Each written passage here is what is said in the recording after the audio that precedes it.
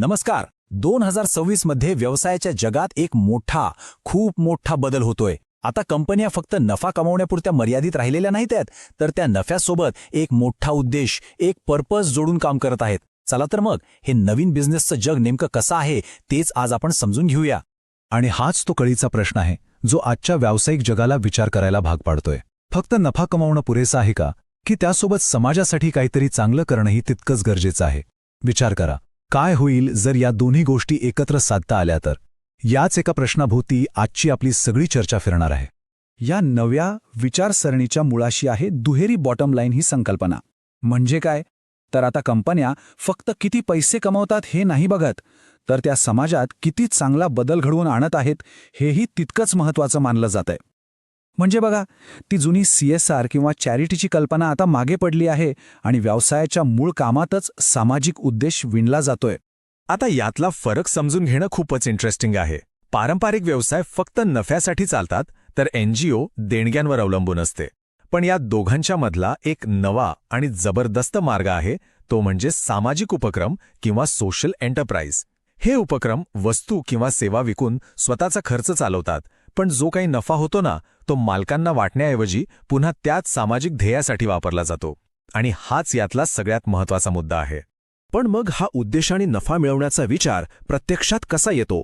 म्हणजे यासाठी कोणतीतरी ठोस यंत्रणा असेल ना?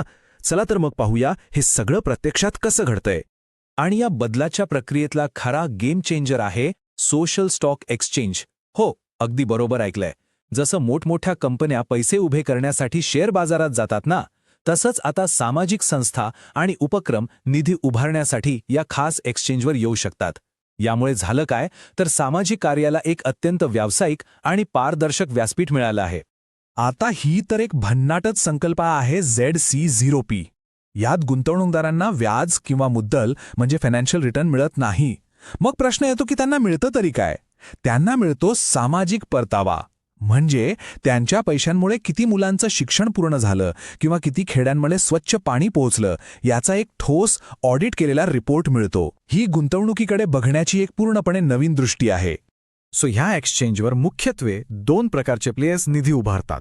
एक जे नफा कमावतात पण सामाजिक उद्देशाने म्हणजे FPS, आणि दुसरे जे पूर्णपणे ना नफा तत्वावर चालतात म्हणजे NPOs. इथं आपण बघू शकतो की दोन्ही संस्था कशा वेगवेगळ्या प्रकारच्या इम्पॅक्ट इन्व्हेस्टर्सना, म्हणजे ज्यांना पैशासोबत सामाजिक बदलही हवाय, त्यांना आकर्षित करतात. पण कंपन्या जे सामाजिक बदलाचे दावे करतात त्यावर विश्वास कसा ठेवायचा? त्यासाठीच एक नवीन आणि अत्यंत महत्त्वाची व्यवस्था तयार झाली आहे, सोशल इम्पॅक्ट असेसर्सची. हे लोक एखाद्या चार्टर्ड अकाउंटंटप्रमाणेच काम करतात.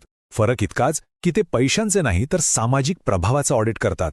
यामुळे हे नक्की होतं की कंपन्यांचा उद्देश हा केवळ दिखावा नाही, तर एक खरा, मोजता येणारा परिणाम आहे.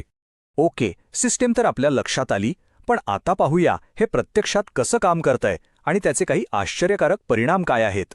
भारतातले सामाजिक उपक्रम आपल्या डिजिटल इन्फ्रास्ट्रक्चरचा जबरदस्त वापर करत आहेत. विचार करा, UPIद्वारे असंघटित कामगारांसाठी छोट्या छोट्या पेन्शन योजना राबवल्या जात आहेत. ONDCमुळे गावातला एखादा कारागीर आपलं उत्पादन थेट आंतरराष्ट्रीय ग्राहकाला विकू शकतोय. म्हणजे कमीत कमी खर्चात जास्तीत जास्त परिणाम साधण्याचा हा एक उत्तम नमुना आहे. हे दोन ट्रेंड्स तर खरंच खूपच भारी आहेत. एकीकडे काही स्टार्टअप्स शेतातल्या कचऱ्यापासून इको फ्रेंडली पॅकेजिंग बनवत आहेत. यामुळे शेतकऱ्याला अतिरिक्त उत्पन्न मिळतोय आणि प्रदूषणही कमी होतंय. तर दुसरीकडे हेल्थटेक कंपन्या 5Gच्या स्पीडने दुर्गम भागात, जिथे डॉक्टरांची कमतरता आहे, तिथे AI आधारित आरोग्य निदान सेवा पोहोचवत आहेत. कमाल आहे ना? आणि आणखी एक महत्त्वाचा ट्रेंड, ग्रीन स्किलिंग. अनेक स्टार्टअप्स ग्रामीण तरुणांना सौर आणि पवन ऊर्जासारख्या भविष्यातील क्षेत्रांमध्ये नोकरीसाठी तयार करत आहेत. हे किती महत्त्वाचं आहे, कारण हे सामाजिक काम थेट देशाच्या आणि जगाच्या हवामान बदलाशी संबंधित मोठ्या ध्येयांशी जोडलं जातंय. तर या सगळ्याचा नेमका अर्थ काय? या सर्व बदलांचा आपल्यावर, व्यवसायांवर आणि एकूणच अर्थव्यवस्थेवर नक्की काय परिणाम होणार आहे? हा आकडा पहा, $9 अब्ज. ही रक्कम आहे जी खासगी गुंतवणूकदारांनी भारतातल्या सामाजिक उपक्रमांमध्ये गुंतवली आहे. हा आकडा दाखवून देतो की हा फक्त एक आदर्शवादी विचार राहिलेला नाहीये, तर ही एक मोठी आर्थिक क्रांती आहे. आणि हे वाक्य हे या संपूर्ण बदलाचं अगदी अचूक सार सांगतं.